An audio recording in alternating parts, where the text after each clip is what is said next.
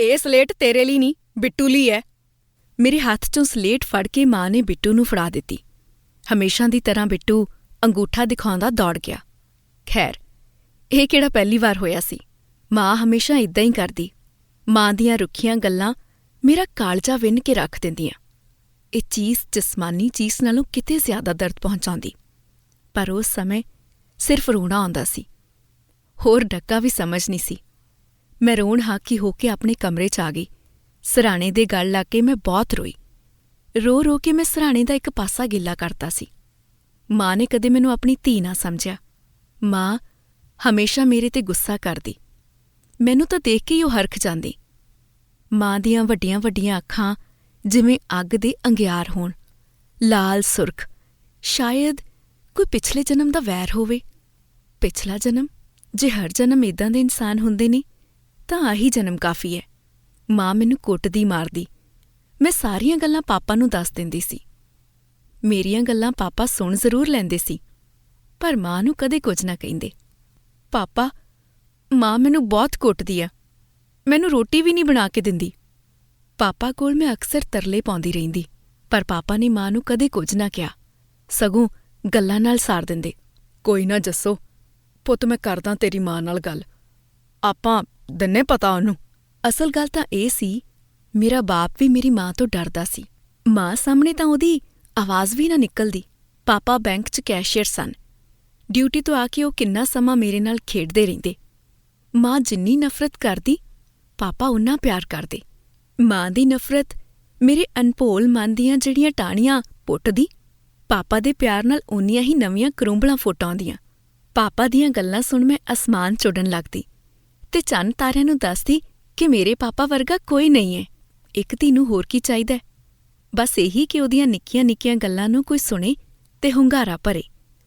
ਉਹਦਾ ਵੀਰਾ ਉਹਦੇ ਨਾਲ ਖੇਡੇ, ਬੇਸ਼ੱਕ ਖੇਡਦਾ ਖੇਡਦਾ ਲੜ ਪਵੇ। ਮੈਂ ਬਿੱਟੂ ਨੂੰ ਬਹੁਤ ਪਿਆਰ ਕਰਦੀ ਸੀ। ਪਾਪਾ ਮੇਰੇ ਲਈ ਕੁਝ ਵੀ ਲੈ ਕੇ ਆਉਂਦੇ, ਮੈਂ ਬਿੱਟੂ ਨੂੰ ਦੇ ਦਿੰਦੀ। ਮੈਨੂੰ ਖੁਸ਼ੀ ਹੁੰਦੀ ਜਦੋਂ ਬਿੱਟੂ ਮੇਰੀਆਂ ਚੀਜ਼ਾਂ ਨਾਲ ਖੇਡਦਾ, ਪਰ ਜਦੋਂ ਮਾਂ ਮੇਰੇ ਤੋਂ ਜ਼ਬਰਦਸਤੀ ਕੁਝ ਖੋਹ ਕੇ ਬਿੱਟੂ ਨੂੰ ਦਿੰਦੇ, ਫਿਰ ਮੈਨੂੰ ਬਹੁਤ ਬੁਰਾ ਲੱਗਦਾ।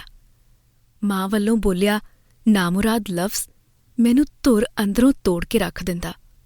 ਸਹੁੰ ਰੱਬ ਦੀ, ਇਹ ਲਫ਼ਜ਼ ਮੈਨੂੰ ਬਿਨਾਂ ਆਰੀ ਤੋਂ ਦੋ ਫੜ ਕਰ ਦਿੰਦਾ ਸੀ। ਮੇਰੀ ਮਾਂ ਦਰਮਿਆਨੇ ਕੱਦ ਦੀ, ਪਤਲੇ ਸਰੀਰ ਦੀ ਜਨਾਨੀ ਸੀ। ਮਾਂ ਦੇ ਚਿਹਰੇ ਤੋਂ ਹਮੇਸ਼ਾ ਹੀ ਏਦਾਂ ਲੱਗਦਾ ਰਹਿੰਦਾ ਕਿ ਉਹ ਗੁੱਸੇ 'ਚ ਏ। ਗੁੱਸੇ ਨਾਲ ਉਹਦਾ ਚਿਹਰਾ ਲਾਲ ਹੋਇਆ ਰਹਿੰਦਾ। ਮਾਂ ਪਾਪਾ ਤੋਂ ਲਗਭਗ 4-5 ਸਾਲ ਛੋਟੀ ਸੀ। ਮਾਂ ਮੈਟ੍ਰਿਕ ਪਾਸ ਸੀ। ਅੰਗਰੇਜ਼ੀ ਪੰਜਾਬੀ ਸਾਰਾ ਕੁਝ ਪੜ੍ਹ ਲੈਂਦੀ। ਪਾਪਾ BA ਪਾਸ ਸੀ, ਪਰ ਮੇਰੀ ਮੈਟ੍ਰਿਕ ਪਾਸ ਮਾਂ ਅੱਗੇ ਪਾਪਾ ਦੀ ਇੱਕ ਨਾ ਚੱਲਦੀ। ਆਂਢ ਗਵਾਂਢ ਦੀਆਂ ਜਨਾਨੀਆਂ ਨਾਲ ਮਾਂ ਦੀ ਘੱਟ ਹੀ ਬਣਦੀ ਸੀ। ਮਾਂ ਸਾਰਾ ਦਿਨ ਘਰ ਦੇ ਕੰਮਾਂ 'ਚ ਉਲਝੀ ਰਹਿੰਦੀ ਸੀ, ਫਾਲਤੂ ਕਿਸੇ ਨਾਲ ਗੱਲ ਨਾ ਕਰਦੀ। ਆਂਢਣਾ ਗੁਆਂਢਣਾ ਘਰ ਆਉਣ ਤੋਂ ਗੁਰੇਜ਼ ਕਰਦੀਆਂ। ਮਾਵਾਂ ਨੂੰ ਚਾਅ ਹੁੰਦਾ ਆਪਣੇ ਲਾਡਲੇ ਲਾਡਲੀਆਂ ਨੂੰ ਨਹਾ ਧੁਆ ਕੇ ਸਕੂਲ ਭੇਜਣ ਦਾ, ਪਰ ਮੇਰੀ ਮਾਂ ਨੂੰ ਕੋਈ ਚਾਅ ਨਹੀਂ ਸੀ। ਸਾਡੇ ਕਿਸੇ ਨੇ ਕੀ ਕਾਲਾ ਟਿੱਕਾ ਲਾਉਣਾ ਹੈ? ਅਸੀਂ ਤਾਂ ਹੁੰਦੇ ਹੀ ਕਲੰਕ ਆਂ। ਸਾਨੂੰ ਤਾਂ ਜਨਮ ਦੇਣ ਵਾਲੀ ਮਾਂ ਹੀ ਜਨਮ ਦੇ ਕੇ ਮੂੰਹ ਪਾਸੇ ਕਰਕੇ ਰੋਣ ਲੱਗ ਜਾਂਦੀ ਏ। ਬਾਕੀ ਸਾਰਾ ਲਾਣਾ ਰੋਣ ਹਾਕਾ ਮੂੰਹ ਕਰਕੇ ਫਿਰਦਾ ਰਹਿੰਦਾ। ਬਾਪ ਵੀ ਮੱਥੇ ਤਿਉੜੀਆਂ ਪਾ ਕੇ ਸਾਡਾ ਸਵਾਗਤ ਕਰਦਾ। ਕਰਮਜੀਤ ਆਂਟੀ, ਇਹ ਕਹਿ ਲਓ ਮੇਰੀ ਅਸਲੀ ਮਾਂ। ਬੇਸ਼ੱਕ ਘਰ ਦਾ ਕੰਮ ਕਰਨ ਆਉਂਦੀ, ਪਰ ਜਿੰਨਾ ਸਮਾਂ ਰਹੀ ਮੇਰੀ ਮਾਂ ਬਣ ਕੇ ਰਹੀ। ਮਸਾਂ 35 ਸਾਲਾਂ ਦੀ ਸੀ। ਕਪਾਹ ਦੀ ਛਟੀ ਵਰਗਾ ਪਤਲਾ ਸਰੀਰ, ਕੱਚ ਦੀਆਂ ਗੋਲੀਆਂ ਵਾਂਗ ਚਮਕਦੀਆਂ ਅੱਖਾਂ। ਘੱਗੀ ਆਵਾਜ਼ ਬੋਲਦੀ ਤਾਂ ਏਦਾਂ ਲੱਗਦਾ ਜਿਵੇਂ ਆਵਾਜ਼ ਕਿਸੇ ਡੂੰਘੇ ਕਮਰੇ 'ਚੋਂ ਆਉਂਦੀ ਹੋਵੇ। ਪਾਣੀ ਵਰਗਾ ਸ਼ਾਂਤ ਸੁਭਾਅ ਤੇ ਪਾਣੀ ਦੀਆਂ ਛੱਲਾਂ ਵਾਂਗ ਛਲਕਦੀਆਂ ਹੌਂਕੇ ਭਰੀਆਂ ਗੱਲਾਂ ਹਮੇਸ਼ਾ ਮੇਰੇ ਨਾਲ ਕਰਦੀ ਰਹਿੰਦੀ। ਜਵਾਨੀ 'ਚ ਘਰ ਵਾਲਾ ਮੁੱਕ ਗਿਆ। ਬੇਹਿਸਾਬੀ ਸ਼ਰਾਬ ਪੀਣ ਕਰਕੇ ਲੀਵਰ ਦੀ ਬਿਮਾਰੀ ਨੇ ਜਾਨ ਲੈ ਲਈ। ਲੋਕਾਂ ਦੇ ਘਰਾਂ 'ਚ ਕੰਮਕਾਰ ਕਰਕੇ ਆਪਣਾ ਜਵਾਕ ਪਾਲਦੀ। 2 ਜਵਾਕ, ਮੁੰਡਾ ਤੇ ਕੁੜੀ, ਕਦੇ-ਕਦਾਈ ਮੇਰੇ ਘਰ ਆ ਜਾਂਦੇ ਸੀ। ਘਰ ਵਾਲੇ ਦੇ ਮਰਨ ਤੋਂ ਬਾਅਦ ਕਰਮਜੀਤ ਆਂਟੀ ਦੀ ਜ਼ਿੰਦਗੀ ਬੇਰੰਗ ਹੋ ਗਈ। ਵਿਧਵਾ ਦੀ ਜ਼ਿੰਦਗੀ ਬੇਰੰਗ ਨਹੀਂ ਤਾਂ ਹੋਰ ਕੀ ਹੁੰਦੀ ਹੈ? ਨਾ ਹੀ ਆਪਣੀ ਮਰਜ਼ੀ ਦਾ ਪਹਿਨ ਸਕਦੀ ਹੈ, ਨਾ ਹੀ ਆਪਣੀ ਮਰਜ਼ੀ ਨਾਲ ਬੇਖੌਫ ਹੱਸ ਸਕਦੀ ਹੈ। ਜ਼ਮਾਨਾ ਹੱਸਣ 'ਤੇ ਵੀ ਪਾਬੰਦੀ ਲਾ ਦਿੰਦਾ ਹੈ। ਅਗਰ ਭੁੱਲ ਕੇ ਵੀ ਇਹ ਹੱਸਣ ਦੀ ਗਲਤੀ ਕਰ ਦੇਵੇ ਤਾਂ ਜ਼ਮਾਨੇ ਦੇ ਤਾਣੇ ਮਿਹਣਿਆਂ ਦਾ ਸ਼ਿਕਾਰ ਹੋਣਾ ਪੈਂਦਾ। ਤਰ੍ਹਾਂ-ਤਰ੍ਹਾਂ ਦੀਆਂ ਗੱਲਾਂ ਸੁਣਨੀਆਂ ਪੈਂਦੀਆਂ। ਕੋਈ ਚੜੀ ਲੱਥੀ ਦੀ ਨਹੀਂ, ਖਸਮ ਸਿਰ ਤੇ ਹੈ ਨਹੀਂ ਤੇ ਖੁੱਲ੍ਹ ਮਿਲ ਗਈ। ਮਰਦ ਬਿਨਾਂ ਔਰਤ ਦਾ ਕੋਈ ਵਜੂਦ ਨਹੀਂ ਸਮਝਿਆ ਜਾਂਦਾ। ਔਰਤ ਤਾਂ ਜਾਣੋ ਪੈਦਾ ਹੀ ਮਰਦ ਲਈ ਹੋਈ ਹੈ। ਮਰਦ ਬਿਨਾਂ ਉਹਦੀ ਜ਼ਿੰਦਗੀ ਬੇਰੰਗ ਸਮਝੀ ਜਾਂਦੀ ਹੈ। ਇਸੇ ਕਰਕੇ ਕਈ ਇਲਾਕਿਆਂ 'ਚ ਵਿਧਵਾ ਔਰਤ ਨੂੰ ਚਿੱਟੇ ਕੱਪੜੇ ਪਾਉਣ ਦੀ ਹਦਾਇਤ ਹੁੰਦੀ ਹੈ। ਪਰ ਇਸ ਦੇ ਉਲਟ ਮਰਦ ਕੁਝ ਵੀ ਕਰ ਸਕਦੇ ਨੇ। ਉਨ੍ਹਾਂ ਨੂੰ ਕੋਈ ਹਦਾਇਤ ਨਹੀਂ। ਹਦਾਇਤ ਦੇਵੇ ਵੀ ਕੌਣ? ਸਾਡੇ ਸਮਾਜ ਦਾ ਪ੍ਰਧਾਨ ਹੀ ਮਰਦ ਹੈ। ਮਰਦ ਤਾਕਤਵਰ ਹੈ। ਤਾਕਤਵਰ ਲੋਕਾਂ ਦਾ ਦੁਨੀਆ ਪਾਣੀ ਭਰਦੀ ਹੈ। ਮਰਦ ਤੇ ਘੋੜਾ ਕਦੇ ਬੁੜੇ ਨਹੀਂ ਹੁੰਦੇ। ਇਹੀ ਕਹਾਵਤ ਹੈ ਨਾ। ਔਰਤ ਵਿਚਾਰੀ ਤਾਂ ਸਾਰੀ ਉਮਰ ਆਪਣੇ ਪਰਿਵਾਰ ਦਾ ਫਿਕਰ ਕਰ ਕਰ ਬੁਢਾਪੇ ਤੋਂ ਪਹਿਲਾਂ ਹੀ ਬੁੜੀ ਹੋ ਜਾਂਦੀ ਏ। ਫਿਕਰਾਂ 'ਚ ਕੁਮਲਾ ਜਾਂਦੀ ਏ। ਤੁਹਾਨੂੰ ਪਤਾ ਹੈ, ਕੁਮਲਾਏ ਫੁੱਲ ਕਿਸੇ ਨੂੰ ਕਿੱਥੇ ਪਸੰਦ ਆਉਂਦੇ ਨੇ। ਵਿਧਵਾ ਔਰਤ ਭਾਵੇਂ ਸਾਰੀ ਉਮਰ ਆਪਣਾ ਚਰਿੱਤਰ ਸੁੱਚਾ ਰੱਖ ਕੇ ਆਪਣੇ ਜਵਾਕ ਪਾਲੇ, ਪਰ ਜ਼ਮਾਨੇ ਦੀਆਂ ਨਜ਼ਰਾਂ 'ਚ ਉਹਨੂੰ ਝੂਠੀ ਰੋਟੀ ਹੀ ਸਮਝਿਆ ਜਾਂਦਾ ਹੈ। ਮਰਦ ਚਾਹੇ ਜਿੰਨਾ ਮਰਜ਼ੀ ਕਮੀਨਾ ਕਿਉਂ ਨਾ ਹੋਵੇ, ਪਰ ਔਰਤ ਨੂੰ ਸੈਕਿੰਡ ਹੈਂਡ ਚੀਜ਼ ਹੀ ਸਮਝਦਾ ਹੈ। ਉਹ ਹਮੇਸ਼ਾ ਹੀ ਗਲਤ ਹੁੰਦੀ ਏ। ਉਹਨੂੰ ਹਰ ਗਲੀ ਮੁਹੱਲੇ ਹਵਸ ਦੀਆਂ ਨਜ਼ਰਾਂ ਨਾਲ ਦੇਖਿਆ ਜਾਂਦਾ ਹੈ। ਇਹੀ ਤਰਾਸਦੀ ਕਰਮਜੀਤ ਦੀ ਸੀ। ਕਰਮਜੀਤ ਆਂਟੀ ਹੀ ਮੈਨੂੰ ਸਕੂਲ ਲਈ ਤਿਆਰ ਕਰਦੀ, ਲਾਡ ਪਿਆਰ ਨਾਲ ਮੈਨੂੰ ਨਹਾਉਂਦੀ, ਮੇਰੀਆਂ ਮਿੱਡੀਆਂ ਕਰਦੀ ਤੇ ਮੈਨੂੰ ਸਕੂਲ ਛੱਡ ਕੇ ਆਉਂਦੀ। ਸਕੂਲ ਤੋਂ ਲੈ ਕੇ ਆਉਣ ਦੀ ਜ਼ਿੰਮੇਵਾਰੀ ਵੀ ਆਂਟੀ ਦੀ ਹੀ ਹੁੰਦੀ। ਗਰਮੀ ਦੇ ਦਿਨਾਂ 'ਚ ਆਂਟੀ ਦੇ ਪਿੰਡੇ 'ਚੋਂ ਜਿਉਂਦਾ ਮੁੜਕਾ ਦੇਖ ਮੈਂ ਮਹਿਸੂਸ ਕਰਦੀ ਕਿ ਇਹ ਸਭ ਕੋਈ ਪੈਸਿਆਂ ਲਈ ਤਾਂ ਨਹੀਂ ਕਰ ਸਕਦਾ। ਆਪਣੇ ਜਵਾਕਾਂ ਵਾਂਗ ਮੈਨੂੰ ਪਿਆਰ ਕਰਦੀ। ਕਦੇ-ਕਦਾਈਂ ਮੈਂ ਆਂਟੀ ਨੂੰ ਸਵਾਲ ਕਰਦੀ ਕਿ ਆਂਟੀ, ਮੇਰੀ ਮਾਂ ਮੈਨੂੰ ਇੰਨਾ ਕਿਉਂ ਕੁੱਟਦੀ ਏ? ਉਹ ਮੈਨੂੰ ਪਿਆਰ ਕਿਉਂ ਨਹੀਂ ਕਰਦੀ? ਉਸ ਦਾ ਇੱਕੋ ਜਵਾਬ ਹੁੰਦਾ, ਮੈਂ ਤਾਂ ਕਰਦੀ ਆ ਨਾ, ਤੂੰ ਫਿਕਰ ਨਾ ਕਰਿਆ ਕਰ ਜੱਸੋ। ਇੰਨਾ ਕਹਿੰਦੀ ਉਹ ਮੈਨੂੰ ਆਪਣੀ ਛਾਤੀ ਨਾਲ ਲਾ ਲੈਂਦੀ ਤੇ ਉਸ ਦਾ ਤੇਜ਼ ਧੜਕਦਾ ਦਿਲ ਮੈਂ ਆਪਣੇ ਸੀਨੇ 'ਚ ਮਹਿਸੂਸ ਕਰਦੀ। ਕਰਮੀ ਤੇ ਮੈਂ ਸਕੂਲੋਂ ਇਕੱਠੀਆਂ ਆਉਂਦੀਆਂ। ਕਰਮੀ ਮੇਰੇ ਚਾਚੇ ਦੀ ਕੁੜੀ ਸੀ। ਮੇਰੇ ਘਰ ਦੇ ਐਨ ਸਾਹਮਣੇ ਕਰਮੀ ਦਾ ਘਰ ਸੀ। ਮੇਰੇ ਬਚਪਨ ਦੀ ਦੋਸਤ, ਇਹ ਕਹਿ ਲਓ ਮੇਰੀ ਜਾਨ ਵਸਦੀ ਸੀ ਕਰਮੀ 'ਚ। ਸਕੂਲ 'ਚ ਵੀ ਸਾਰਾ ਸਮਾਂ ਮੈਂ ਕਰਮੀ ਨਾਲ ਰਹਿੰਦੀ। ਘਰ ਆ ਕੇ ਵੀ ਜਿੰਨਾ ਸਮਾਂ ਹੋ ਸਕਦਾ ਮਾਂ ਤੋਂ ਅੱਖ ਬਚਾ ਕੇ ਕਰਮੀ ਘਰ ਚਲੀ ਜਾਂਦੀ। ਕਰਮੀ ਗੋਲ ਮਟੋਲ, ਲੰਬੀਆਂ ਗੁੱਤਾਂ ਵਾਲੀ, ਰੰਗ ਦੀ ਸਾਂਵਲੀ ਪਰ ਨੈਣ ਨਕਸ਼ ਦੀ ਬਹੁਤ ਸੋਹਣੀ ਸੀ। ਸਕੂਲ 'ਚ ਮੇਰਾ ਦਿਲ ਲੱਗ ਜਾਂਦਾ। ਘਰ ਆਉਣ ਨੂੰ ਦਿਲ ਨਾ ਕਰਦਾ। ਜਿਵੇਂ-ਜਿਵੇਂ ਘਰ ਨੇੜੇ ਆਉਂਦਾ ਮੇਰੀ ਧੜਕਨ ਤੇਜ਼ ਹੋ ਜਾਂਦੀ। ਘਰ ਤੋਂ ਮੈਨੂੰ ਡਰ ਲੱਗਦਾ। ਮੈਂ ਫਿਰ ਉਸ ਹਨੇਰੀ ਦੁਨੀਆ 'ਚ ਦਾਖਲ ਹੋ ਜਾਂਦੀ ਜਿੱਥੇ ਹਰ ਪਲ ਮੈਨੂੰ ਕਿਸੇ ਨਾ ਕਿਸੇ ਦਾ ਖੌਫ ਆਉਂਦਾ। ਮੇਰਾ ਘਰ ਪੁਰਾਣਾ ਸੀ। ਮੇਰਾ ਕਾਹਦਾ, ਕੁੜੀਆਂ ਦੇ ਕਾਹਦੇ ਘਰ ਹੁੰਦੇ ਨੇ। ਅਸੀਂ ਤਾਂ ਪੇਕਿਆਂ ਘਰ ਵੀ ਪਰਾਈਆਂ ਸਮਝੀਆਂ ਜਾਂਦੀਆਂ ਤੇ ਸਹੁਰੇ ਘਰ ਵੀ। ਮਾਪੇ ਕੁੜੀਆਂ ਨੂੰ ਇਹੀ ਸੁਣਾਉਂਦੇ ਨੇ, ਜੋ ਕਰਨਾ ਆਪਣੇ ਸਹੁਰੇ ਘਰ ਜਾ ਕੇ ਕਰੀਂ। ਸਹੁਰੇ ਘਰਾਂ 'ਚ ਕਿਹੜਾ ਸਾਨੂੰ ਖੰਡ ਪੈਂਦੀ ਆ, ਗਾਲਾਂ ਦੁੱਪੜ ਹੀ ਉੱਥੇ ਮਿਲਦੇ ਆ। ਜਿੰਨਾ ਚਿਰ ਸੱਸ ਮੰਜੇ ਤੇ ਨਹੀਂ ਬੈਠ ਜਾਂਦੀ, ਨੂੰਹ ਨੂੰ ਟੀਂਡੀ ਦੇ ਬੀਅ ਤੇ ਟੰਗ ਕੇ ਰੱਖਦੀ ਏ। ਘਰਾਂ ਤੇ ਸਾਡੀ ਕਾਹਦੀ ਮਿਹਰ, ਕਾਹਦਾ ਹੱਕ। ਸਾਡਾ ਤਾਂ ਵਿਆਹ ਤੋਂ ਬਾਅਦ ਨਾਮ ਵੀ ਬਦਲ ਦਿੱਤਾ ਜਾਂਦਾ ਹੈ ਨਾ। ਹੈਰਾਨੀ ਵਾਲੀ ਗੱਲ। ਇਸੇ ਕਰਕੇ ਕਹਿੰਦੀ ਆ, ਮੇਰਾ ਕਾਹਦਾ ਘਰ। ਘਰ ਤਾਂ ਮਰਦਾਂ ਦੇ ਹੁੰਦੇ ਨੇ। ਇਹ ਘਰ ਮੇਰੇ ਦਾਦੇ ਸਰਦਾਰ ਸੁਜਾਨ ਸਿੰਘ ਜੱਸੋਵਾਲ ਨੇ ਬਣਾਇਆ ਸੀ। ਪਿੰਡ ਦੇ ਸਾਰੇ ਉਹਨਾਂ ਨੂੰ ਜੱਸੋਵਾਲ ਸਾਹਿਬ ਕਹਿ ਕੇ ਬੁਲਾਉਂਦੇ ਸੀ। ਮੇਰੇ ਵਿਆਹ ਤੋਂ ਬਾਅਦ ਬੇਸ਼ੱਕ ਪਾਪਾ ਨੇ ਢਾਹ ਕੇ ਕੋਠੀ ਉਸਾਰ ਲਈ ਹੈ, ਪਰ ਮੇਰੇ ਕੁਆਰੀ ਹੁੰਦੀ ਤੱਕ ਇਹੀ ਘਰ ਰਿਹਾ। ਦਾਦੀ ਦੱਸਦੀ ਹੁੰਦੀ ਸੀ ਕਿ ਮੇਰਾ ਨੈਣ ਨਕਸ਼ ਮੇਰੇ ਦਾਦਾ ਜੀ ਨਾਲ ਮਿਲਦਾ ਹੈ। ਇਸੇ ਕਰਕੇ ਦਾਦੀ ਨੇ ਮੇਰਾ ਨਾਂ ਦਾਦਾ ਜੀ ਦੇ ਜੱਸੋਵਾਲ ਨਾਮ ਤੋਂ ਜੱਸੋ ਰੱਖਤਾ। ਦਾਦਾ ਦਾਦੀ ਦਾ ਆਪਸੀ ਬਹੁਤ ਪਿਆਰ ਸੀ। ਮੇਰੇ ਦਾਦੇ ਨੇ ਸਾਰੀ ਉਮਰ ਖੇਤੀ ਕੀਤੀ। ਆਪਣੇ ਘਰ ਚੰਗਾ ਸਰਦਾ ਬਰਦਾ ਪਿੰਡ ਦਾ ਮੋਹਤਵਾਰ ਬੰਦਾ ਸੀ। ਪਿੰਡ 'ਚ ਕੋਈ ਰੌਲਾ ਹੁੰਦਾ, ਦਾਦਾ ਜੀ ਪਿੰਡ 'ਚ ਹੀ ਨਿਪਟਾ ਦਿੰਦੇ, ਕਿਸੇ ਨੂੰ ਕੋਰਟ ਕਚਹਿਰੀ ਨਾ ਜਾਣ ਦਿੰਦੇ। ਵੈਸੇ ਵੀ ਪਹਿਲਾਂ ਵਾਲੇ ਸਿਆਣੇ ਬੰਦੇ ਕਿਸੇ ਦਾ ਸਵਾਰ ਕੇ ਰਾਜੀ ਸੀ। ਅੱਜ ਕੱਲ੍ਹ ਤਾਂ ਕੋਈ ਆਪਣੇ ਸਕੇ ਭਾਈ ਨੂੰ ਨਹੀਂ ਜਰਦਾ, ਬੇਗਾਨਿਆਂ ਨੂੰ ਜਰਨਾ ਤਾਂ ਦੂਰ ਦੀਆਂ ਗੱਲਾਂ ਨੇ। ਦਾਦਾ ਜੀ ਮੇਰੇ ਜਨਮ ਤੋਂ ਪਹਿਲਾਂ ਹੀ ਸਵਰਗਵਾਸ ਹੋ ਗਏ ਸੀ। ਦਾਦੀ ਜੀ ਦੀ ਮੌਤ ਤੋਂ ਬਾਅਦ ਪਾਪਾ ਤੇ ਚਾਚਾ ਜੀ ਅਲੱਗ-ਅਲੱਗ ਹੋ ਗਏ। ਚਾਚੇ ਦੇ ਹਿੱਸੇ ਸਾਹਮਣੇ ਵਾਲਾ ਪਲਾਟ ਆਇਆ। ਪਾਪਾ ਨੇ ਪੁਰਾਣਾ ਮਕਾਨ ਰੱਖ ਲਿਆ ਤੇ ਢਾਹ ਕੇ ਨਵੀਂ ਕੋਠੀ ਪਾ ਲਈ। ਮੇਰੀ ਦਾਦੀ ਚਾਚੇ ਨਾਲ ਰਹਿਣ ਲੱਗ ਗਈ। ਚਾਚਾ ਨੇਕ ਬੰਦਾ ਸੀ, ਦਾਦੀ ਦਾ ਖਿਆਲ ਰੱਖਦਾ। ਚਾਚੇ ਨੇ ਦਾਦੀ ਦੀ ਬਹੁਤ ਸੇਵਾ ਕੀਤੀ। ਦਾਦੀ ਜਿੰਨਾ ਚਿਰ ਜਿਉਂਦੀ ਰਹੀ, ਚਾਚੇ ਨਾਲ ਹੀ ਰਹੀ। ਦਾਦੀ ਹਾਣ ਦੀਆਂ ਬਜ਼ੁਰਗ ਔਰਤਾਂ ਦੱਸਦੀਆਂ ਹੁੰਦੀਆਂ ਸੀ, ਕਿ ਤੇਰੀ ਦਾਦੀ ਜਵਾਨੀ ਪਹਿਰੇ ਬੜੀ ਸੋਹਣੀ ਸੀ, ਕਪਾਹ ਦੇ ਬੂਟੇ ਵਰਗੀ, ਲੰਬੀ ਲੰਬੀ ਪਤਲੀ ਮੁਟਿਆਰ ਸੀ। ਦਾਦਾ ਜੀ ਦੇ ਹੁੰਦੇ ਘਰ ਅੰਦਰ ਖੁਸ਼ੀਆਂ ਖੇੜੇ ਸਨ, ਪਰ ਹੁਣ ਤਾਂ ਏਦਾਂ ਲੱਗਦਾ ਸੀ ਜਿਵੇਂ ਸਭ ਕੁਝ ਪੁਰਾਣੇ ਘਰ ਵਾਂਗ ਢਹਿ ਢੇਰੀ ਹੋ ਗਿਆ ਹੋਵੇ। ਹੁਣ ਤਾਂ ਲੋਹੇ ਦੀਆਂ ਚੁਗਾਠਾਂ ਵਾਂਗ ਸਭ ਦੇ ਮੂੰਹ ਆਕੜੇ ਹੁੰਦੇ ਨੇ, ਕਿਤੇ ਕੋਈ ਰੌਣਕ ਨਹੀਂ ਹੈਗੀ। ਕਰਮਜੀਤ ਆਂਟੀ, ਇਹ ਕਹਿ ਲਓ ਮੇਰੀ ਅਸਲੀ ਮਾਂ, ਬੇਸ਼ੱਕ ਘਰ ਦਾ ਕੰਮ ਕਰਨ ਆਉਂਦੀ, ਪਰ ਜਿੰਨਾ ਸਮਾਂ ਰਹੀ ਮੇਰੀ ਮਾਂ ਬਣ ਕੇ ਰਹੀ। ਮਸਾਂ 35 ਸਾਲਾਂ ਦੀ ਸੀ, ਕਪਾਹ ਦੀ ਛਟੀ ਵਰਗਾ ਪਤਲਾ ਸਰੀਰ, ਕੱਚ ਦੀਆਂ ਗੋਲੀਆਂ ਵਾਂਗ ਚਮਕਦੀਆਂ ਅੱਖਾਂ, ਘੱਗੀ ਆਵਾਜ਼ ਬੋਲਦੀ ਤਾਂ ਏਦਾਂ ਲੱਗਦਾ ਜਿਵੇਂ ਆਵਾਜ਼ ਕਿਸੇ ਡੂੰਘੇ ਕਮਰੇ 'ਚੋਂ ਆਉਂਦੀ ਹੋਵੇ।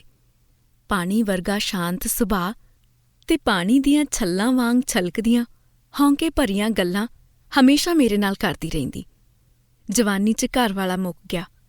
ਬੇਹਿਸਾਬੀ ਸ਼ਰਾਬ ਪੀਣ ਕਰਕੇ ਲੀਵਰ ਦੀ ਬਿਮਾਰੀ ਨੇ ਜਾਨ ਲੈ ਲਈ। ਲੋਕਾਂ ਦੇ ਘਰਾਂ 'ਚ ਕੰਮ ਕਰਕੇ ਆਪਣਾ ਜਵਾਕ ਪਾਲਦੀ। 2 ਜਵਾਕ, ਮੁੰਡਾ ਤੇ ਕੁੜੀ, ਕਦੇ-ਕਦਾਈ ਮੇਰੇ ਘਰ ਆ ਜਾਂਦੇ ਸੀ। ਘਰ ਵਾਲੇ ਦੇ ਮਰਨ ਤੋਂ ਬਾਅਦ ਕਰਮਜੀਤ ਆਂਟੀ ਦੀ ਜ਼ਿੰਦਗੀ ਬੇਰੰਗ ਹੋ ਗਈ। ਵਿਧਵਾ ਦੀ ਜ਼ਿੰਦਗੀ ਬੇਰੰਗ ਨਹੀਂ ਤਾਂ ਹੋਰ ਕੀ ਹੁੰਦੀ ਹੈ? ਨਾ ਹੀ ਆਪਣੀ ਮਰਜ਼ੀ ਦਾ ਪਹਿਨ ਸਕਦੀ ਹੈ, ਨਾ ਹੀ ਆਪਣੀ ਮਰਜ਼ੀ ਨਾਲ ਬੇਖੌਫ ਹੱਸ ਸਕਦੀ ਹੈ। ਜ਼ਮਾਨਾ ਹੱਸਣ 'ਤੇ ਵੀ ਪਾਬੰਦੀ ਲਾ ਦਿੰਦਾ ਹੈ। ਅਗਰ ਭੁੱਲ ਕੇ ਵੀ ਇਹ ਹੱਸਣ ਦੀ ਗਲਤੀ ਕਰ ਦੇਵੇ ਤਾਂ ਜ਼ਮਾਨੇ ਦੇ ਤਾਣੇ ਮਿਹਣਿਆਂ ਦਾ ਸ਼ਿਕਾਰ ਹੋਣਾ ਪੈਂਦਾ ਹੈ। ਤਰ੍ਹਾਂ-ਤਰ੍ਹਾਂ ਦੀਆਂ ਗੱਲਾਂ ਸੁਣਨੀਆਂ ਪੈਂਦੀਆਂ। ਕੋਈ ਚੜੀ ਲੱਥੀ ਦੀ ਨਹੀਂ, ਖਸਮ ਸਿਰ 'ਤੇ ਹੈ ਨਹੀਂ ਤੇ ਖੁੱਲ੍ਹ ਮਿਲ ਗਈ। ਮਰਦ ਬਿਨਾਂ ਔਰਤ ਦਾ ਕੋਈ ਵਜੂਦ ਨਹੀਂ ਸਮਝਿਆ ਜਾਂਦਾ। ਔਰਤ ਤਾਂ ਜਾਣੋ ਪੈਦਾ ਹੀ ਮਰਦ ਲਈ ਹੋਈ ਹੈ। ਮਰਦ ਬਿਨਾਂ ਉਹਦੀ ਜ਼ਿੰਦਗੀ ਬੇਰੰਗ ਸਮਝੀ ਜਾਂਦੀ ਹੈ। ਇਸੇ ਕਰਕੇ ਕਈ ਇਲਾਕਿਆਂ 'ਚ ਵਿਧਵਾ ਔਰਤ ਨੂੰ ਚਿੱਟੇ ਕੱਪੜੇ ਪਾਉਣ ਦੀ ਹਦਾਇਤ ਹੁੰਦੀ ਹੈ, ਪਰ ਇਸ ਦੇ ਉਲਟ ਮਰਦ ਕੁਝ ਵੀ ਕਰ ਸਕਦੇ ਨੇ। ਉਨ੍ਹਾਂ ਨੂੰ ਕੋਈ ਹਦਾਇਤ ਨਹੀਂ। ਹਦਾਇਤ ਦੇਵੇ ਵੀ ਕੌਣ? ਸਾਡੇ ਸਮਾਜ ਦਾ ਪ੍ਰਧਾਨ ਹੀ ਮਰਦ ਹੈ। ਮਰਦ ਤਾਕਤਵਰ ਹੈ। ਤਾਕਤਵਰ ਲੋਕਾਂ ਦਾ ਦੁਨੀਆ ਪਾਣੀ ਭਰਦੀ ਹੈ। ਮਰਦ ਤੇ ਘੋੜਾ ਕਦੇ ਬੁੜੇ ਨਹੀਂ ਹੁੰਦੇ, ਇਹੀ ਕਹਾਵਤ ਹੈ ਨਾ। ਔਰਤ ਵਿਚਾਰੀ ਤਾਂ ਸਾਰੀ ਉਮਰ ਆਪਣੇ ਪਰਿਵਾਰ ਦਾ ਫਿਕਰ ਕਰ ਬੁਢਾਪੇ ਤੋਂ ਪਹਿਲਾਂ ਹੀ ਬੁੜੀ ਹੋ ਜਾਂਦੀ ਏ, ਫਿਕਰਾਂ 'ਚ ਕੁਮਲਾ ਜਾਂਦੀ ਏ। ਤੁਹਾਨੂੰ ਪਤਾ ਹੈ, ਕੁਮਲਾਏ ਫੁੱਲ ਕਿਸੇ ਨੂੰ ਕਿੱਥੇ ਪਸੰਦ ਆਉਂਦੇ ਨੇ। ਵਿਧਵਾ ਔਰਤ ਭਾਵੇਂ ਸਾਰੀ ਉਮਰ ਆਪਣਾ ਚਰਿੱਤਰ ਸੁੱਚਾ ਰੱਖ ਕੇ ਆਪਣੇ ਜਵਾਕ ਪਾਲੇ, ਪਰ ਜ਼ਮਾਨੇ ਦੀਆਂ ਨਜ਼ਰਾਂ 'ਚ ਉਹਨੂੰ ਝੂਠੀ ਰੋਟੀ ਹੀ ਸਮਝਿਆ ਜਾਂਦਾ ਹੈ। ਮਰਦ ਚਾਹੇ ਜਿੰਨਾ ਮਰਜ਼ੀ ਕਮੀਨਾ ਕਿਉਂ ਨਾ ਹੋਵੇ, ਪਰ ਔਰਤ ਨੂੰ ਸੈਕਿੰਡ ਹੈਂਡ ਚੀਜ਼ ਹੀ ਸਮਝਦਾ ਹੈ। ਉਹ ਹਮੇਸ਼ਾ ਹੀ ਗਲਤ ਹੁੰਦੀ ਏ। ਉਹਨੂੰ ਹਰ ਗਲੀ ਮੁਹੱਲੇ ਹਵਸ ਦੀਆਂ ਨਜ਼ਰਾਂ ਨਾਲ ਦੇਖਿਆ ਜਾਂਦਾ ਹੈ। ਇਹੀ ਤਰਾਸਦੀ ਕਰਮਜੀਤ ਦੀ ਸੀ। ਕਰਮਜੀਤ ਆਂਟੀ ਹੀ ਮੈਨੂੰ ਸਕੂਲ ਲਈ ਤਿਆਰ ਕਰਦੀ, ਲਾਡ ਪਿਆਰ ਨਾਲ ਮੈਨੂੰ ਨਹਾਉਂਦੀ, ਮੇਰੀਆਂ ਮਿੱਡੀਆਂ ਕਰਦੀ ਤੇ ਮੈਨੂੰ ਸਕੂਲ ਛੱਡ ਕੇ ਆਉਂਦੀ।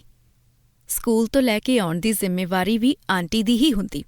ਗਰਮੀ ਦੇ ਦਿਨਾਂ 'ਚ ਆਂਟੀ ਦੇ ਪਿੰਡੇ 'ਚੋਂ ਜਿਉਂਦਾ ਮੁੜਕਾ ਦੇਖ ਮੈਂ ਮਹਿਸੂਸ ਕਰਦੀ ਕਿ ਇਹ ਸਭ ਕੋਈ ਪੈਸਿਆਂ ਲਈ ਤਾਂ ਨਹੀਂ ਕਰ ਸਕਦਾ। ਆਪਣੇ ਜਵਾਕਾਂ ਵਾਂਗ ਮੈਨੂੰ ਪਿਆਰ ਕਰਦੀ। ਕਦੇ-ਕਦਾਈ ਮੈਂ ਆਂਟੀ ਨੂੰ ਸਵਾਲ ਕਰਦੀ ਕਿ ਆਂਟੀ, ਮੇਰੀ ਮਾਂ ਮੈਨੂੰ ਇੰਨਾ ਕਿਉਂ ਕੁੱਟਦੀ ਏ? ਉਹ ਮੈਨੂੰ ਪਿਆਰ ਕਿਉਂ ਨਹੀਂ ਕਰਦੀ? ਉਸ ਦਾ ਇੱਕੋ ਜਵਾਬ ਹੁੰਦਾ, ਮੈਂ ਤਾਂ ਕਰਦੀ ਆ ਨਾ, ਤੂੰ ਫਿਕਰ ਨਾ ਕਰਿਆ ਕਰ ਜੱਸੋ। ਇੰਨਾ ਕਹਿੰਦੀ ਉਹ ਮੈਨੂੰ ਆਪਣੀ ਛਾਤੀ ਨਾਲ ਲਾ ਲੈਂਦੀ ਤੇ ਉਸ ਦਾ ਤੇਜ਼ ਧੜਕਦਾ ਦਿਲ ਮੈਂ ਆਪਣੇ ਸੀਨੇ 'ਚ ਮਹਿਸੂਸ ਕਰਦੀ। ਕਰਮੀ ਤੇ ਮੈਂ ਸਕੂਲੋਂ ਇਕੱਠੀਆਂ ਆਉਂਦੀਆਂ। ਕਰਮੀ ਮੇਰੇ ਚਾਚੇ ਦੀ ਕੁੜੀ ਸੀ। ਮੇਰੇ ਘਰ ਦੇ ਐਨ ਸਾਹਮਣੇ ਕਰਮੀ ਦਾ ਘਰ ਸੀ। ਮੇਰੇ ਬਚਪਨ ਦੀ ਦੋਸਤ, ਇਹ ਕਹਿ ਲਓ ਮੇਰੀ ਜਾਨ ਵਸਦੀ ਸੀ ਕਰਮੀ 'ਚ। ਸਕੂਲ 'ਚ ਵੀ ਸਾਰਾ ਸਮਾਂ ਮੈਂ ਕਰਮੀ ਨਾਲ ਰਹਿੰਦੀ। ਘਰ ਆ ਕੇ ਵੀ ਜਿੰਨਾ ਸਮਾਂ ਹੋ ਸਕਦਾ ਮਾਂ ਤੋਂ ਅੱਖ ਬਚਾ ਕੇ ਕਰਮੀ ਘਰ ਚਲੀ ਜਾਂਦੀ। ਕਰਮੀ ਗੋਲ ਮਟੋਲ, ਲੰਬੀਆਂ ਗੁੱਤਾਂ ਵਾਲੀ, ਰੰਗ ਦੀ ਸਾਂਵਲੀ ਪਰ ਨੈਣ ਨਕਸ਼ ਦੀ ਬਹੁਤ ਸੋਹਣੀ ਸੀ। ਸਕੂਲ 'ਚ ਮੇਰਾ ਦਿਲ ਲੱਗ ਜਾਂਦਾ, ਘਰ ਆਉਣ ਨੂੰ ਦਿਲ ਨਾ ਕਰਦਾ। ਜਿਵੇਂ-ਜਿਵੇਂ ਘਰ ਨੇੜੇ ਆਉਂਦਾ ਮੇਰੀ ਧੜਕਨ ਤੇਜ਼ ਹੋ ਜਾਂਦੀ। ਘਰ ਤੋਂ ਮੈਨੂੰ ਡਰ ਲੱਗਦਾ। ਮੈਂ ਫਿਰ ਉਸ ਹਨੇਰੀ ਦੁਨੀਆ 'ਚ ਦਾਖਲ ਹੋ ਜਾਂਦੀ ਜਿੱਥੇ ਹਰ ਪਲ ਮੈਨੂੰ ਕਿਸੇ ਨਾ ਕਿਸੇ ਦਾ ਖੌਫ ਆਉਂਦਾ। ਮੇਰਾ ਘਰ ਪੁਰਾਣਾ ਸੀ। ਮੇਰਾ ਕਾਹਦਾ, ਕੁੜੀਆਂ ਦੇ ਕਾਹਦੇ ਘਰ ਹੁੰਦੇ ਨੇ। ਅਸੀਂ ਤਾਂ ਪੇਕਿਆਂ ਘਰ ਵੀ ਪਰਾਈਆਂ ਸਮਝੀਆਂ ਜਾਂਦੀਆਂ ਤੇ ਸਹੁਰੇ ਘਰ ਵੀ। ਮਾਪੇ ਕੁੜੀਆਂ ਨੂੰ ਇਹੀ ਸੁਣਾਉਂਦੇ ਨੇ, ਜੋ ਕਰਨਾ ਆਪਣੇ ਸਹੁਰੇ ਘਰ ਜਾ ਕੇ ਕਰੀਂ। ਸਹੁਰੇ ਘਰਾਂ 'ਚ ਕਿਹੜਾ ਸਾਨੂੰ ਖੰਡ ਪੈਂਦੀ ਆ, ਗਾਲਾਂ ਦੁੱਪੜ ਹੀ ਉੱਥੇ ਮਿਲਦੇ ਆ। ਜਿੰਨਾ ਚਿਰ ਸੱਸ ਮੰਜੇ 'ਤੇ ਨਹੀਂ ਬੈਠ ਜਾਂਦੀ, ਨੂੰਹ ਨੂੰ ਟੀਂਡੀ ਦੇ ਬੀਅ 'ਤੇ ਟੰਗ ਕੇ ਰੱਖਦੀ ਏ। ਘਰਾਂ 'ਤੇ ਸਾਡੀ ਕਾਹਦੀ ਮਿਹਰ, ਕਾਹਦਾ ਹੱਕ। ਸਾਡਾ ਤਾਂ ਵਿਆਹ ਤੋਂ ਬਾਅਦ ਨਾਮ ਵੀ ਬਦਲ ਦਿੱਤਾ ਜਾਂਦਾ ਹੈ ਨਾ? ਹੈਰਾਨੀ ਵਾਲੀ ਗੱਲ। ਇਸੇ ਕਰਕੇ ਕਹਿੰਦੀ ਆ, ਮੇਰਾ ਕਾਹਦਾ ਘਰ? ਘਰ ਤਾਂ ਮਰਦਾਂ ਦੇ ਹੁੰਦੇ ਨੇ। ਇਹ ਘਰ ਮੇਰੇ ਦਾਦੇ ਸਰਦਾਰ ਸੁਜਾਨ ਸਿੰਘ ਜੱਸੋਵਾਲ ਨੇ ਬਣਾਇਆ ਸੀ। ਪਿੰਡ ਦੇ ਸਾਰੇ ਉਹਨਾਂ ਨੂੰ ਜੱਸੋਵਾਲ ਸਾਹਿਬ ਕਹਿ ਕੇ ਬੁਲਾਉਂਦੇ ਸੀ। ਮੇਰੇ ਵਿਆਹ ਤੋਂ ਬਾਅਦ ਬੇਸ਼ੱਕ ਪਾਪਾ ਨੇ ਢਾਹ ਕੇ ਕੋਠੀ ਉਸਾਰ ਲਈ ਹੈ, ਪਰ ਮੇਰੇ ਕੁਆਰੀ ਹੁੰਦੀ ਤੱਕ ਇਹੀ ਘਰ ਰਿਹਾ ਹੈ। ਦਾਦੀ ਦੱਸਦੀ ਹੁੰਦੀ ਸੀ ਕਿ ਮੇਰਾ ਨੈਣ ਨਕਸ਼ ਮੇਰੇ ਦਾਦਾ ਜੀ ਨਾਲ ਮਿਲਦਾ ਹੈ। ਇਸੇ ਕਰਕੇ ਦਾਦੀ ਨੇ ਮੇਰਾ ਨਾਂ ਦਾਦਾ ਜੀ ਦੇ ਜੱਸੋਵਾਲ ਨਾਮ ਤੋਂ ਜੱਸੋ ਰੱਖਤਾ। ਦਾਦਾ ਦਾਦੀ ਦਾ ਆਪਸੀ ਬਹੁਤ ਪਿਆਰ ਸੀ। ਮੇਰੇ ਦਾਦੇ ਨੇ ਸਾਰੀ ਉਮਰ ਖੇਤੀ ਕੀਤੀ। ਆਪਣੇ ਘਰ ਚੰਗਾ ਸਰਦਾ ਬਰਦਾ ਪਿੰਡ ਦਾ ਮੋਹਤਵਾਰ ਬੰਦਾ ਸੀ। ਪਿੰਡ 'ਚ ਕੋਈ ਰੌਲਾ ਹੁੰਦਾ, ਦਾਦਾ ਜੀ ਪਿੰਡ 'ਚ ਹੀ ਨਿਪਟਾ ਦਿੰਦੇ, ਕਿਸੇ ਨੂੰ ਕੋਰਟ ਕਚਹਿਰੀ ਨਾ ਜਾਣ ਦਿੰਦੇ। ਵੈਸੇ ਵੀ ਪਹਿਲਾਂ ਵਾਲੇ ਸਿਆਣੇ ਬੰਦੇ ਕਿਸੇ ਦਾ ਸਵਾਰ ਕੇ ਰਾਜੀ ਸੀ। ਅੱਜ-ਕੱਲ੍ਹ ਤਾਂ ਕੋਈ ਆਪਣੇ ਸਕੇ ਭਾਈ ਨੂੰ ਨਹੀਂ ਜਰਦਾ, ਬੇਗਾਨਿਆਂ ਨੂੰ ਜਰਨਾ ਤਾਂ ਦੂਰ ਦੀਆਂ ਗੱਲਾਂ ਨੇ। ਦਾਦਾ ਜੀ ਮੇਰੇ ਜਨਮ ਤੋਂ ਪਹਿਲਾਂ ਹੀ ਸਵਰਗਵਾਸ ਹੋ ਗਏ ਸੀ। ਦਾਦੀ ਜੀ ਦੀ ਮੌਤ ਤੋਂ ਬਾਅਦ ਪਾਪਾ ਤੇ ਚਾਚਾ ਜੀ ਅਲੱਗ-ਅਲੱਗ ਹੋ ਗਏ। ਚਾਚੇ ਦੇ ਹਿੱਸੇ ਸਾਹਮਣੇ ਵਾਲਾ ਪਲਾਟ ਆਇਆ। ਪਾਪਾ ਨੇ ਪੁਰਾਣਾ ਮਕਾਨ ਰੱਖ ਲਿਆ ਤੇ ਢਾਹ ਕੇ ਨਵੀਂ ਕੋਠੀ ਪਾ ਲਈ। ਮੇਰੀ ਦਾਦੀ ਚਾਚੇ ਨਾਲ ਰਹਿਣ ਲੱਗ ਗਈ। ਚਾਚਾ ਨੇਕ ਬੰਦਾ ਸੀ, ਦਾਦੀ ਦਾ ਖਿਆਲ ਰੱਖਦਾ। ਚਾਚੇ ਨੇ ਦਾਦੀ ਦੀ ਬਹੁਤ ਸੇਵਾ ਕੀਤੀ। ਦਾਦੀ ਜਿੰਨਾ ਚਿਰ ਜਿਉਂਦੀ ਰਹੀ, ਚਾਚੇ ਨਾਲ ਹੀ ਰਹੀ। ਦਾਦੀ ਹਾਣ ਦੀਆਂ ਬਜ਼ੁਰਗ ਔਰਤਾਂ ਦੱਸਦੀਆਂ ਹੁੰਦੀਆਂ ਸੀ ਕਿ ਤੇਰੀ ਦਾਦੀ ਜਵਾਨੀ ਪਹਿਰੇ ਬੜੀ ਸੋਹਣੀ ਸੀ, ਕਪਾਹ ਦੇ ਬੂਟੇ ਵਰਗੀ, ਲੰਬੀ-ਲੰਬੀ ਪਤਲੀ ਮੁਟਿਆਰ ਸੀ। ਦਾਦਾ ਜੀ ਦੇ ਹੁੰਦੇ ਘਰ ਅੰਦਰ ਖੁਸ਼ੀਆਂ ਖੇੜੇ ਸਨ। ਪਰ ਹੁਣ ਤਾਂ ਏਦਾਂ ਲੱਗਦਾ ਸੀ ਜਿਵੇਂ ਸਭ ਕੁਝ ਪੁਰਾਣੇ ਘਰ ਵਾਂਗ ਢਹਿ ਢੇਰੀ ਹੋ ਗਿਆ ਹੋਵੇ। ਹੁਣ ਤਾਂ ਲੋਹੇ ਦੀਆਂ ਚੁਗਾਠਾਂ ਵਾਂਗ ਸਭ ਦੇ ਮੂੰਹ ਆਕੜੇ ਹੁੰਦੇ ਨੇ, ਕਿਤੇ ਕੋਈ ਰੌਣਕ ਨਹੀਂ ਹੈਗੀ। ਇਸ ਕਿਤਾਬ ਨੂੰ ਪੂਰਾ ਸੁਣਨ ਲਈ ਅੱਜ ਹੀ ਡਾਊਨਲੋਡ ਕਰੋ ਵਿਰਾਸਤ ਐਪ, ਪਲੇ ਸਟੋਰ ਅਤੇ ਐਪ ਸਟੋਰ ਉੱਪਰ ਉਪਲਬਧ।